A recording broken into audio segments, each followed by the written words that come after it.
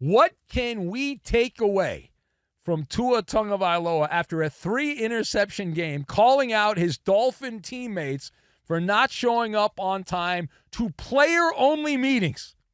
You know what this really tells me?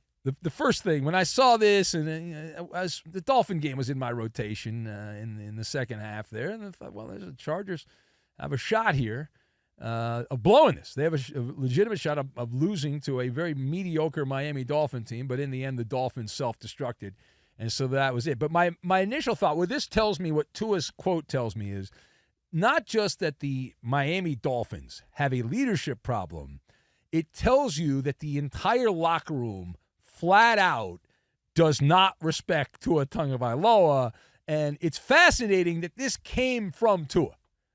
Like, boom goes the dynamite. Now, what is my evidence on this? If the Miami players really thought that Tua was a legitimate leader of men, if he commanded the room, a leader of other individuals, then they would not be rolling in late to players-only meetings. Now, the players-only meeting thing is stupid, and most of the players are like me. They realize it's a complete waste of time.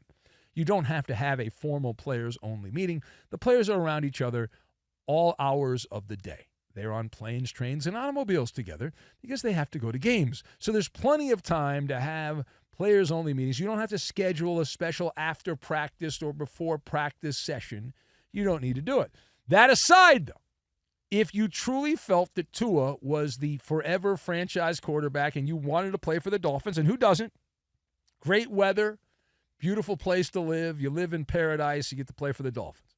What's not to like? You wouldn't be skipping these things if you felt that way, right? You'd be there 10 minutes early. You'd have tape on your wrist ready for practice. You'd be locked in. You'd have a notepad. You'd have your phone ready to go to record the meeting.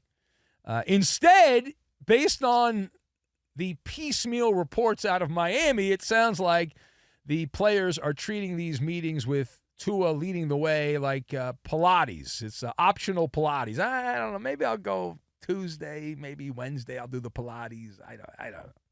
That's not leadership. That's indifference. That's apathy is what that is. And in the NFL, that is a dead giveaway. Dead giveaway. And the other part of it, Tua's the one spilling his guts on this, that he's so obtuse. He goes up to the podium there, the dais, and is essentially using the media to blast his teammates because he's not a good leader.